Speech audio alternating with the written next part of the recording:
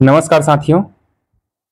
आज रविवार का दिन है और रविवार के दिन मैं भी थोड़ा छुट्टी लेना चाहता था, इसलिए आज का करंट अफेयर न्यूज़ एनालिसिस हम कवर नहीं कर पाए। कुछ कुछ काम भी आ गया था, लेकिन मैं भी सोचा कि आज के दिन को खाली क्यों जाने दें। इसलिए आज के अखबार में एक बहुत ही रिलेवेंट और हमारे सीजीपीएससी मेंस के निबंध पेपर के लिए खास करके जो प्रासंगिक विषय है उस पर एक आर्टिकल आया था और उस आर्टिकल को लिखा था नीति आयोग के पूर्व उपाध्यक्ष, नीति आयोग के पूर्व उपाध्यक्ष रहे हैं राजीव जी। उनका ये एडिटोरियल है। आपको एडिटोरियल इस पीडीएफ के माध्यम से मिल जाएगा और इस वीडियो में भी आप देखेंगे। जब आप ऐसे प्रतिष्ठित और विशेषज्ञ लोगों का निबंध जब पढ़ते हैं तो उनका कंटेंट, लिखा हुआ कंटेंट आपके निबंध के लिए हूबहू काम आ सकता है। तो मैंने उसी उनके एडिटोरियल को निबंध का शक्ल देने का प्रयास किया है और मुझे पूरा उम्मीद है, जैसे कि मैं आपको बताऊं कि जैसे आप 2020 का जब मेंस का निबंध का पेपर देखते हैं तो उसमें जो रिलेवेंट, जो प्रासंगिक विषय है, जैसे कोविड-19 आपदा में अवसर के सकारात्मक एवं नकारात्मक पहलू पर, ठीक है, ये पूछा जा चुका है निबंध 2020 में। आप वहीं 2021 में आते हैं तो आपको निबंध पूछा जा चुका है। आप जब आप प्रीवियस ईयर क्वेश्चन पलट करके देखेंगे तो आपको पता चलेगा कि आ चुका है क्या, पारदर्शिता के संदर्भ में इलेक्ट्रॉनिक वोटिंग मशीन बनाम मत पत्र। ये आप जानते हैं जब चुनाव हुआ था 2019 का, 2023 का, 2024 का, तो उसमें जो विपक्ष पार्टियां हैं उन्होंने मुद्दा उठाया था कि ईवीएम से चुनाव नहीं होना चाहिए, ठीक है। उसके साथ साथ 2021 में ही आप जब देखेंगे तो रूस यूक्रेन युद्ध के ऊपर संयुक्त राष्ट्र संघ की क्या भूमिका हो सकती है, इसके ऊपर भी निबंध आ चुका है। वहीं जब आप 2022 के पेपर में जाते हैं तो आर्टिफिशियल इंटेलिजेंस और G20 पर निबंध पूछा जा चुका है। G20 पर क्यों? क्योंकि भारत ने 2023 में G20 की अध्यक्षता अर्थात मेजबानी की थी, ठीक है।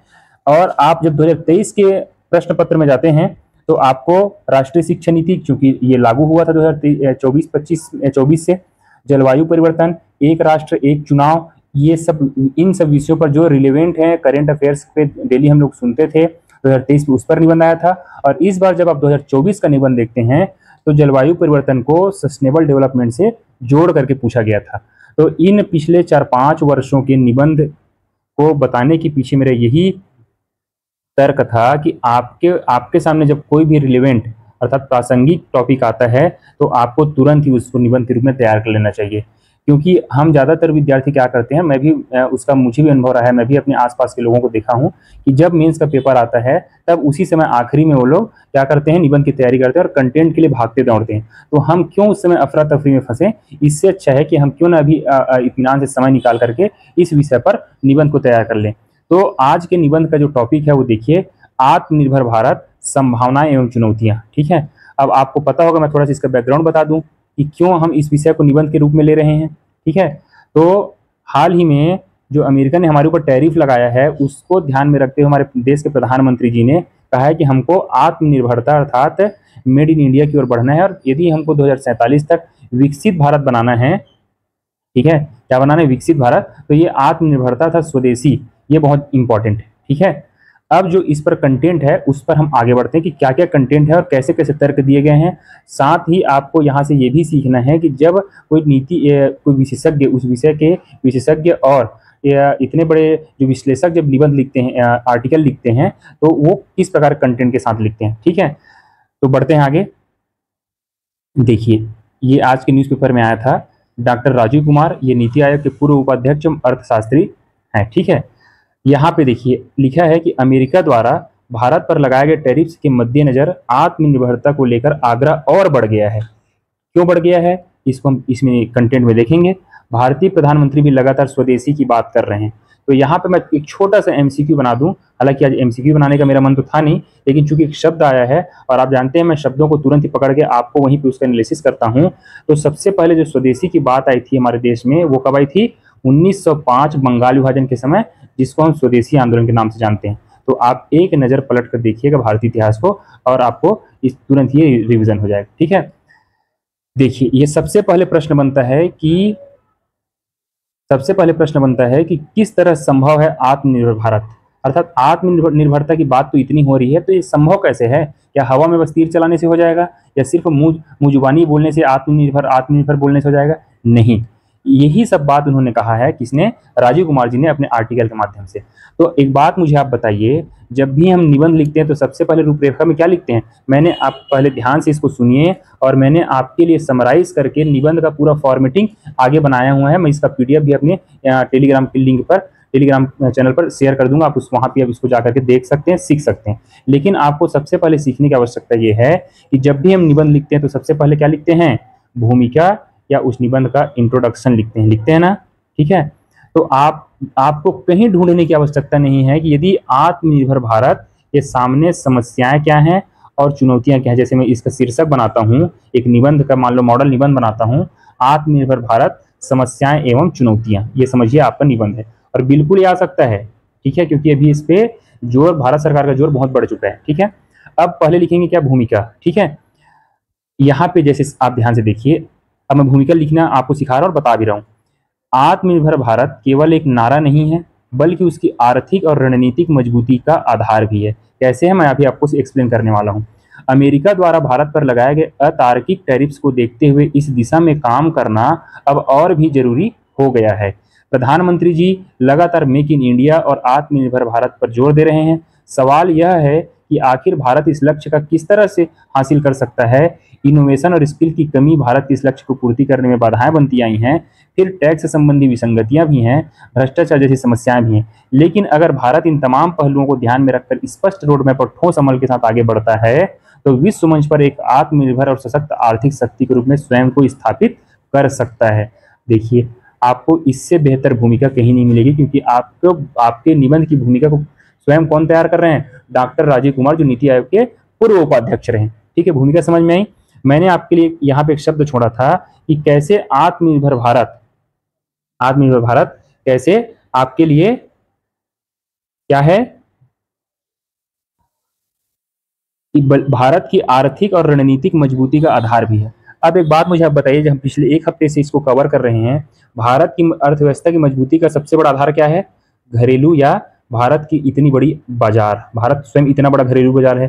तो हम जितना वस्तु का उत्पादन करते हैं लगभग उसका 80% हम देश में ही खपा ले जाते हैं, 20% जो बचता है उसका ही हम निर्यात करते हैं। तो आत्मनिर्भर भारत कोई नारा नहीं है, यह वास्तविकता है, क्योंकि हमारे देश की जो आर्थिक या रणनीतिक मजबूती उसका आधार यही है कि हम इतने बड़े घरेलू बाजार हैं। ठीक है, अब आपको बैकग्राउंड पता चल गया क्यों आत्मनिर्भरता चाहिए। ठीक है, बढ़े आगे। इन्होंने बताया है कि किन 5 क्षेत्रों में अतिरिक्त ध्यान देने से देश बन सकता है पूर्ण आत्मनिर्भर।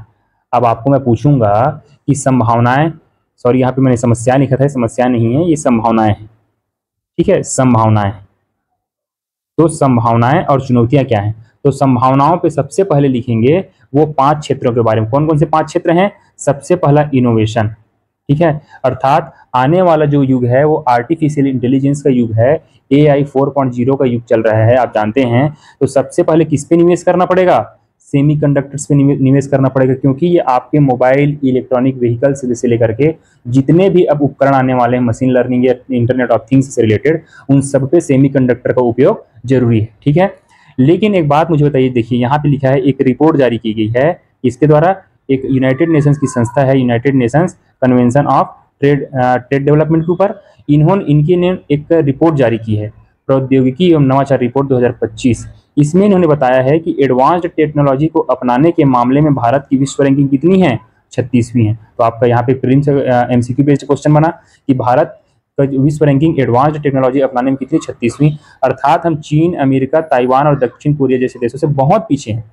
हालांकि सतत प्रयासों से भारत ने 3 साल में पहले की रैंकिंग में 12 स्थान का सुधार किया है। तो आप इसको पढ़ेंगे कि चिप्स बनाने में, सेमीकंडक्टर बनाने में भारत क्या क्या कर रहा है। तो देखिए लिखा है 2021 में भारत सरकार ने इंडिया सेमीकंडक्टर मिशन लॉन्च किया था। ऐसा नहीं है कि भारत सरकार प्रयास नहीं करे, भारत सरकार सतत प्रयास कर रही है, इस पर निवेश और R&D पे भी खर्च कर रही है, लेकिन जितना होना चाहिए उतना नहीं कर पा रही। स्पीड स्लो है, लेकिन काम सतत रूप से जारी है। भारत 2025 के अंत तक made in India semiconductor chips भी लॉन्च करने वाला है। अभी हम देखेंगे इसको, ठीक है, दिसंबर तक मार्केट में आ जाएगा। ठीक है, अब अपनी निर्भरता कम करना है चीन जैसे देशों पर और आत्मनिर्भरता की दिशा में आगे बढ़ने के लिए इस क्षेत्र में नए निवेश की आवश्यकता है। अनुसंधान और प्रतिभा विकास पर और अधिक ध्यान देना होगा। ठीक है, इससे भारत केवल उपभोक्ता न रहकर वैश्विक आपूर्ति श्रृंखला का अहम केंद्र बनेगा। अब ये तो हमको करना है, ये हमारे यहाँ संभावनाएं हैं, ये ऐसा करेंगे तो हम इस क्षेत्र में आगे बढ़ेंगे और आत्मनिर्भरता को प्राप्त करेंगे। लेकिन चुनौतियां क्या हैं? ठीक है, देखिए हर पॉइंट के आगे आपको उसकी चुनौतियां बता दी गई हैं, और जब आपको संभावनाएं और चुनौतियां दोनों पता रहता है तो आप समाधान के बेहतर तरीके खोज निकालते हैं। ठीक है, तो चुनौतियां क्या है? भारत के पास अब तक एक भी सेमीकंडक्टर फैब फैसिलिटी नहीं है। हमने साल 2025 में हालांकि 160 लाख करोड़ 1.60 लाख करोड़ रुपए के निवेश में कुल 10 सेमीकंडक्टर की मंजूरी मिली है। लेकिन ये तो आप पढ़ लेंगे, आपको आपके सामने है। मैं एक चीज़ और बता दूं, आपको ये बात पता होना चाहिए कि भारत सरकार अपने बजट में या जीडीपी का कुल 0.7% ही इसमें खर्चा करती है। R&D में, रिसर्च एंड डेवलपमेंट में, शोध में इतना कम खर्चा करती है, जबकि हमसे ऊपर अमेरिका, रूस, चाइना, कोरिया जैसे लोग अपने बजट का 1.5 से 2%, कई लोग तो इसराइल यहाँ तक तो 4% भी R&D में खर्चा करता है। इसीलिए आप इसराइल की स्थिति देख सकते हैं, पूरा दुनिया को हिला के रखा हुआ है। ठीक है, तो जितना ज़्यादा हम अपनी जीडीपी के अनुसार R&D पे, रिसर्च और डेवलपमेंट पे खर्च बढ़ाएंगे, उतना ज़्यादा हम किसी चीज़ की प्राप्ति में आगे बढ़ पाएंगे। समझ में आया? पहला पॉइंट इनोवेशन हो गया। तो यदि ये कर पाते हैं सेमीकंडक्टर्स में तो हम आत्मनिर्भरता की ओर बढ़ेंगे। दूसरा है रक्षा क्षेत्र। ठीक है, हाईटेक कंपोनेंट्स पर फोकस होना चाहिए। और हाईटेक कंपोनेंट्स कैसे होने चाहिए? स्वदेशी रक्षा उत्पाद पर। इसीलिए आपको पता होगा, अभी थोड़े दिन पहले हमने न्यूज एनालिसिस में पढ़ा था कि कौन सा लॉन्च हुआ है? मिशन सुदर्शन चक्र। तो सुदर्शन चक्र के माध्यम से हम अपने रक्षा क्षेत्रों को, चाहे वो घरेलू हो चाहे सीमा पर हो, उसको हम चाक चौबंद करने की व्यवस्था करने के प्रयास में लग गए हैं, जिसका नाम है मिशन सुदर्शन चक्र। आप एक बार इसको पुराने वीडियोस में, पुराने PDF में जाकर के पढ़ सकते हैं। ठीक है, अब देखिए यहाँ पे एक संस्था है जी, Stockholm International Peace Research Institute, जिसको शॉर्ट फॉर्म में सिबरी कहते हैं। यही वो संस्था है जो ये बताती है कि कौन सा देश हथियारों पर कितना खर्चा कर रहा है, कितना का निर्यात कर रहा है, कितने का उत्पादन कर रहा है। तो आपको पता होना चाहिए कि दुनिया में हथियारों के कुल खरीद में यूक्रेन के बाद दूसरा स्थान किसी का है, तो कौन सा है? भारत है। भारत अपने अर्थात कुल वैश्विक खरीदी का 8.3% की हिस्सेदारी रखता है, और इसी हिस्सेदारी को यदि घटाना है भारत को, तो स्वदेशी रक्षा निर्माण को बढ़ावा देना होगा। ठीक है, हालांकि हमने बहुत सारी चीज़ें, चाहे वो INS विक्रांत हो, स्वदेशी अपने वाहन पोत हो, ठीक है, समुद्री सीमा पर हो, स्थल के लाइट कॉम्बैट एयरक्राफ्ट के रूप में तेजस हो, हमने ये सब बनाना शुरू किया है। और ब्रह्मोस एक बहुत बड़ा उदाहरण है, जिसका हमने निर्यात फिलीपींस को करना भी शुरू कर दिया है। तो इसका मतलब यही नहीं है कि हमने रक्षा क्षेत्र में पूर्ण रूप से आत्मनिर्भर नहीं है। हम अपनी आत्मनिर्भरता को बढ़ा रहे हैं, स्वदेशी रक्षा को, उद्योगों को बढ़ा रहे हैं, और साथ ही निर्यात को बढ़ावा दे रहे हैं। यहाँ पे आप देख सकते हैं कि वित्त वर्ष 2024 में भारत का स्वदेशी रक्षा उत्पादन करीब 1.51 लाख करोड़ रुपए रहा है, जो एक वर्ष पहले की तुलना में 18% ज्यादा है। ठीक है, अर्थात हमको आगे चल करके भारत की विदेशी निर्भरता को कम करना होगा, बल्कि अपना स्वयं निर्यात को बढ़ाकर देश वैश्विक रक्षा बाजार में भी अपनी सशक्त पहचान बना सके, ऐसी हमको व्यवस्था करनी होगी। लेकिन इसके लिए चुनौतियां क्या हैं? चुनौतियां क्या है कि अब भी हम इंजनों, सेंसर्स, हाईटेक कंपोनेंट्स के लिए विदेशों का मुंह हमको ताकना पड़ रहा है। बड़ी परियोजनाओं को सालों तक लंबा खींचना का भी दुखद इतिहास रहा है। तो इस सबको हमको ओवरकम करते हुए यदि हम इस व्यवस्था को आगे बढ़ाते हैं, तो निश्चित तौर पर हम आत्मनिर्भर भारत की संकल्पना को पूरी कर सकते हैं। ठीक है, तीसरा है इसमें ऊर्जा क्षेत्र। और ऊर्जा क्षेत्र में तो हम कहाँ से कहाँ बढ़ चुके हैं? पहले हमारे पास रिन्यूएबल एनर्जी नहीं थी। ठीक है, हम परंपरागत सोर्स ऊर्जा क्षेत्र का इस्तेमाल करते थे। अब हम रिन्यूएबल एनर्जी की तरफ आगे बढ़ चुके हैं। हमारा लक्ष्य है कि 2030 तक हमको 500 गीगावाट तक लाना है, जो आसानी से हम लोग कवर करने वाले, पार भी कर जाएंगे इसको। लेकिन आने वाला जो समय है ग्रीन हाइड्रोजन का है। अब ये आपके लिए प्रश्न है कि ब्लैक हाइड्रोजन क्या होता है, ब्लैक कार्बन क्या होता है, ब्राउन हाइड्रोजन क्या होता है, और ग्रीन हाइड्रोजन कैसे बनता है, ये आप देखेंगे। क्योंकि ये निबंध का टॉपिक है तो मैं यहाँ पे ज़्यादा इसको विस्तार नहीं देना चाह रहा हूँ। ठीक है, हमने 2030 तक, यहाँ लिखा है देखिए, ये तो रिलायंस इंडस्ट्रीज का है, भारत ने भी 2030-2031 तक जो ग्रीन हाइड्रोजन का एक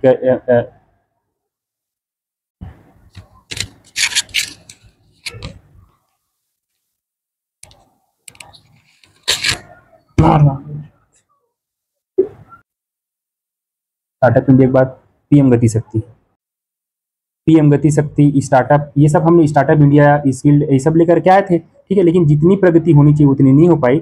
लेकिन एक चीज़ हमको सकारात्मक रूप में एक चीज़ मिल सकता है। देखिए यहाँ पे लिखा है कि United Nations common trade database के अनुसार भारत ने वित्त वर्ष 2023-24 में चीन से $5.93 अरब डॉलर की प्लास्टिक की छोटी मोटी, जैसे मूर्तियां, किचन बाथरूम उपयोग सामान आदि आयात की। इनका एक बड़ा हिस्सा भारत में भी निर्मित किया जा सकता है। बशर्ते देश में चीन की तरह युद्ध स्तर पर मैन्युफैक्चरिंग की सुविधाएं खड़ी की जाए। आत्मनिर्भरता के मामले में खिलौना उद्योग इंस्पायरिंग केस है। 2019 के पहले ये डेटा आप याद रखेंगे कि कैसे यदि आप ठान ले तो चीजें आप आगे बढ़ सकते हैं, आप सफल बना सकते हैं। ठीक है, 2019 से पहले 80% खिलौने चीन से आयात किए जाते थे। आज भारत 153 देशों को खिलौने का निर्यात करता है। ठीक है, डेटा याद रखेंगे। चुनौतियां क्या है? चुनौतियां वही हैं कि हमारे चीन की कुल जीडीपी में मैन्युफैक्चरिंग का हिस्सा 4.1 ट्रिलियन डॉलर है, यानी करीब 27% है, जबकि भारत की मैन्युफैक्चरिंग का जीडीपी में हिस्सा केवल 17% अर्थात 0.73 ट्रिलियन डॉलर है। समझ रहे हैं? तो आपको इसी को ध्यान में रखना था। सरकार द्वारा तय लक्ष्य 25% से भी बहुत पीछे है। ठीक है, तो इन सारे सेक्टर्स को यदि हम ध्यान में रखते हैं और इसकी चुनौतियों को से ओवरकम अर्थात दूर करने का प्रयास करते हैं तो निश्चित तौर पर भारत एक आत्मनिर्भर भारत की ओर जो संकल्पना है वो यथार्थ में परिवर्तित हो सकता है। यही नहीं, कुछ क्षेत्र और है जिसको हमको ध्यान देने की आवश्यकता है। ठीक है, ये 5 क्षेत्र भी बहुत अहम है। कौन कौन से क्षेत्र? सबसे पहला आता है एमएसएमई। ठीक है, क्या आता है? एमएसएमई। ठीक, भारत की जीडीपी में, अब आप फैक्ट याद रखेंगे, कभी आपके पेपर 5 में इंडियन इकोनॉमी में एमएसएमई सेक्टर का योगदान पूछ सकता है, क्योंकि पिछले 2 वर्षों में ट्रेंड बदल रहा है, पेपर का पैटर्न बदल रहा है। तो एमएसएमई सेक्टर के योगदान के बारे में, उसकी भारतीय अर्थव्यवस्था में क्या भूमिका है पूछा जाए तो आपको फैक्ट याद रखना है कि भारत की जीडीपी में एमएसएमई करीब 30% योगदान देता है। इसमें भी सबसे बड़ा क्षेत्र है कपड़ा उद्योग। अब याद करिए, हम 2-3 दिन 4 दिन पहले लगातार हम ये चर्चा कर रहे हैं कि यूएसए के टैरिफ लगाने से सबसे ज्यादा प्रभावित कौन होगा? कपड़ा उद्योग होगा। और कपड़ा उद्योग ही एमएसएमई सेक्टर क्या है? सबसे प्रमुख से क्षेत्र है। तो टैक्स संबंधी, अब तो यदि कपड़ा उद्योग को हमको फायदा पहुंचाना है, ये आत्मनिर्भरता कैसे प्राप्त करें उसके लिए है ना, तो हमको टैक्स संबंधी जटिलताओं को दूर कर व आसान ऋण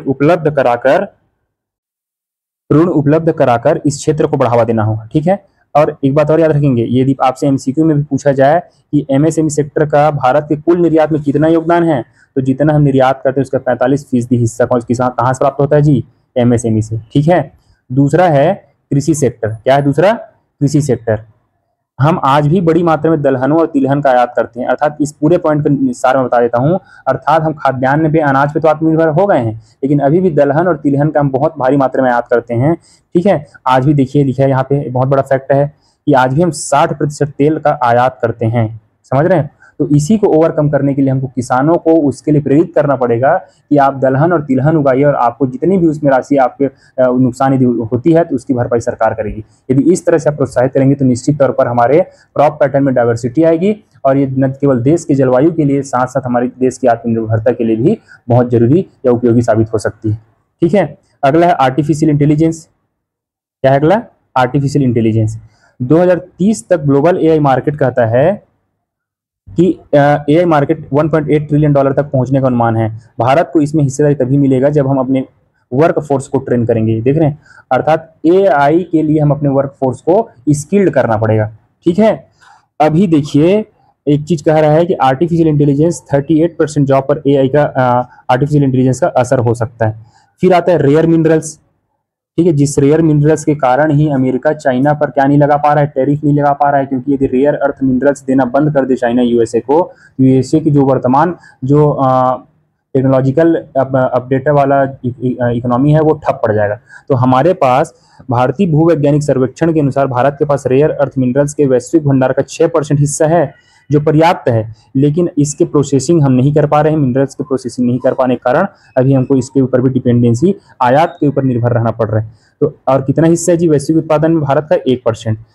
आखिरी है आज का असंगठित क्षेत्र। आज भी भारत में कुल कितने वर्क फोर्स हैं?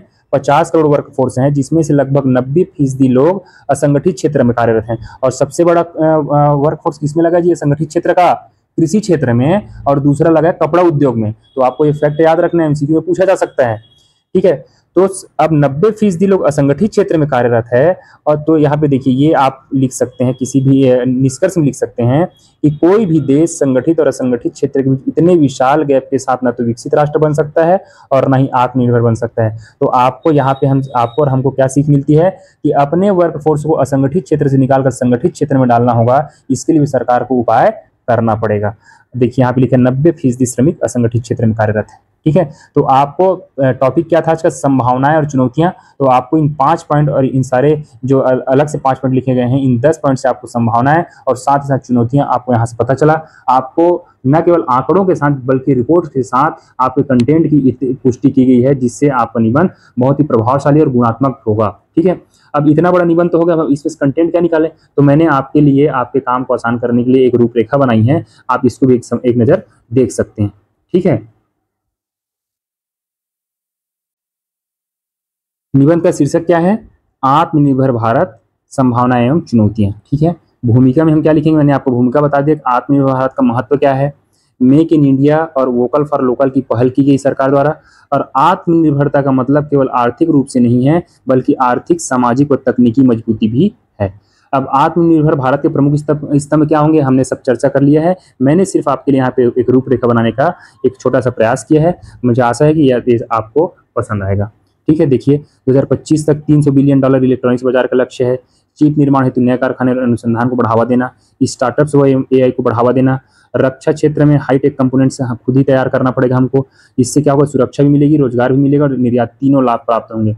तो ये रक्षा क्षेत्र में आत्मनिर्भरता का ये बहुआयामी लाभ प्राप्त होने वाला है। फिर ऊर्जा क्षेत्र में हमको ग्रीन हाइड्रोजन तकनीक को आगे बढ़ाना पड़ेगा। स्किल डेवलपमेंट पर ध्यान देना पड़ेगा। देखिए, स्किल इंडिया मिशन को मजबूती प्रदान करना। प्रशिक्षित युवा जब तक नहीं होगा तब तक आत्मनिर्भर भारत नहीं बन पाएगा। तो आत्मनिर्भर भारत की रीढ़ बनेगा प्रशिक्षित युवा। मैन्युफैक्चरिंग से हमको चीन से सीखना पड़ेगा। ठीक है, यदि आप अपने नेशनल इंटरेस्ट के लिए, नेशनल इंटरेस्ट के या अपने नेशनल सिक्योरिटी चाहते हो हर क्षेत्र में, तो आपके लिए किसी भी देश से सीखना कोई शर्म की बात नहीं होनी चाहिए। तो आप MSME को कैसे प्रोत्साहन देंगे, ग्लोबल सप्लाई चेन का हिस्सा कैसे बनेंगे, निर्यात बढ़ाने की क्षमता कैसे बढ़ाएंगे, ये सब हमने ऊपर चर्चा किया है। आत्मनिर्भर भारत के सामने चुनौतियां क्या क्या हैं? तो विदेशी निवेश व तकनीक पर निर्भरता, भ्रष्टाचार व लाल फीताशाही। ठीक है, इस पर हालांकि उसमें कंटेंट नहीं दिया गया, फिर भी आपको पता होगा कि जो भ्रष्टाचार इंडेक्स आता है उसमें हमारा रैंक क्या होता है। अभी भी हम लगभग 90 और 100 के बीच में हमारा रैंक बना हुआ है, इतना भ्रष्टाचार है हमारा। ठीक है, अनुसंधान और निवेश में कमी है, मैंने आपको पहले ही बताया। मैं आपको 2018-19 का एक एक्सपेंडिचर बता रहा हूँ जो रिसर्च एंड डेवलपमेंट पे करते हैं। ठीक है, इजराइल अपने जो रिसर्च एंड डेवलपमेंट पे अपनी GDP का खर्चा करता है 4.3%, जापान करता है 3.4%, ठीक है, US करता है 2.3%, चाइना करता है 2%, जबकि हम कितना करते हैं, इंडिया करता है मात्र 0.7%। तो हम कितना पीछे, जब तक हम R&D पे नहीं खर्च नहीं करेंगे तब तक हम किसी चीज़ पे, इनोवेशन पे कैसे आगे बढ़ेंगे। ठीक है, साथ साथ ग्रामीण शहरी असमानता है। तो ये सारी चुनौतियां हैं आत्मनिर्भर भारत के समक्ष। तो निष्कर्ष क्या निकलता है कि आत्मनिर्भर भारत 140 करोड़ भारतीयों की आकांक्षा है। केवल आत्मनिर्भर नहीं बल्कि वैश्विक नेतृत्व पर हमको कदम बढ़ाने की ओर देखना पड़ेगा। आत्मनिर्भरता का अर्थ अलग थलग होना नहीं है, बल्कि मजबूती से खड़ा होना है। और भविष्य में भारत को महाशक्ति बनने का हम सबको संकल्प लेना पड़ेगा। न केवल शासन प्रशासन को बल्कि नागरिक को भी अपना दायित्व निर्वहन करना पड़ेगा। तब जाकर के हम इस आत्मनिर्भर भारत के साथ साथ 2047 तक विकसित भारत के लक्ष्य को प्राप्त कर सकेंगे। ये और हमारा जो विश्व गुरु बनने का जो संकल्प है वो भी यथार्थ में परिवर्तित हो सकता है। ठीक है, मुझे पूरी आशा है कि इस तरह का जो निबंध के संबंध में हमने पहला अपना चर्चा किया है वो आप सबके लिए सार्थक होना चाहिए और होगा, इसमें मुझे पूरा विश्वास है। आपके कमेंट्स का मुझे इंतजार रहेगा। धन्यवाद। एक आप लोग के लिए खबर और है कि इसमें मैंने इससे संबंधित MCQ भी आप सबके लिए बना दिया है, क्योंकि इससे क्वेश्चन बने ये कम है लेकिन प्रासंगिक है, तो आपको MCQ के माध्यम से भी तैयारी करने आना चाहिए। ठीक है, तो एक सरसरी निगाह से देख लेते हैं कि क्या क्या पूछा गया हमने। आप ध्यान से जब इसको सुनेंगे और पढ़ेंगे तो आपको कुछ चीज़ें और फैक्ट यहाँ से पता चलेगा। जैसे सबसे पहले है कि आत्मनिर्भर भारत अभियान किस वर्ष प्रारंभ किया गया। ठीक है, आप इसको पॉज करके उत्तर दे सकते हैं। ठीक है, आप बताएंगे, मैं इसको उत्तर बता देता हूँ। तो 2020 में आत्मनिर्भर भारत का अभियान शुरू किया गया था, कोविड काल में। ठीक है, दूसरा, आत्मनिर्भर भारत का मुख्य उद्देश्य क्या है। आपको यदि पता है तो कमेंट बॉक्स में आप इसका जवाब देते जाएंगे। मैं आपको बता देता हूं, इसका उद्देश्य है स्वदेशी उत्पादन और आत्मनिर्भरता को बढ़ावा देना। तीसरा प्रश्न है, भारत ने किस क्षेत्र में 2025 तक $300 बिलियन का लक्ष्य रखा है। तो आपको पता होना चाहिए इलेक्ट्रॉनिक्स और सेमीकंडक्टर क्षेत्र में। ठीक है, चौथा है, भारत विश्व का कौन सा सबसे बड़ा हथियार आयातक माना जाता रहा है। तो दूसरा सबसे बड़ा हथियार आयातक है। और सबसे पहला कौन है, सबसे पहला है यूक्रेन। ठीक है, ये कौन जारी करता है इस प्रकार की रिपोर्ट को। तो सीपरी एक संस्था है स्टॉकहोम में। पांचवा प्रश्न है, ग्रीन हाइड्रोजन तकनीक का मुख्य उद्देश्य क्या है। ग्रीन हाइड्रोजन तकनीक का मुख्य उद्देश्य है ऊर्जा उत्पादन को स्वच्छ और आयात निर्भरता कम करना। ठीक है। छठवां क्या है, भारत को आने वाले वर्षों में कितने करोड़ कुशल श्रमिकों की कमी का सामना करना पड़ सकता है जी? 2.9 करोड़ श्रमिकों, कुशल श्रमिकों की कमी का सामना करना पड़ सकता है। आत्मनिर्भर भारत अभियान में एमएसएमई क्षेत्र का महत्व क्यों है? तो आपके लिए चलिए बताइए, कमेंट बॉक्स में बताइए, जल्दी उत्तर बताएं। यह रोजगार और उत्पादन दोनों में योगदान करता है, इसलिए इस एमएसएमई सेक्टर का महत्व है। हमने ऊपर अब सारे आंकड़े देखे इससे संबंधित। वोकल फॉर लोकल नारा किससे संबंधित है? स्वदेशी वस्तुओं के प्रोत्साहन से संबंधित है। 9वां प्रश्न है, आत्मनिर्भर भारत की सबसे बड़ी चुनौती कौन सी है? तो आत्मनिर्भर भारत की सबसे बड़ी चुनौती है अनुसंधान और नवाचार में कमी। ठीक है। आत्मनिर्भर भारत का अर्थ क्या है? आखिरी प्रश्न है आज का। इसका अर्थ है वैश्विक मंच पर मजबूती से खड़ा होना। तो आपके लिए इस तरह से प्रयास मैंने किया छोटा सा, मुझे पूरा भरोसा है कि आप सबको ये पसंद आएगा। Thank you so much.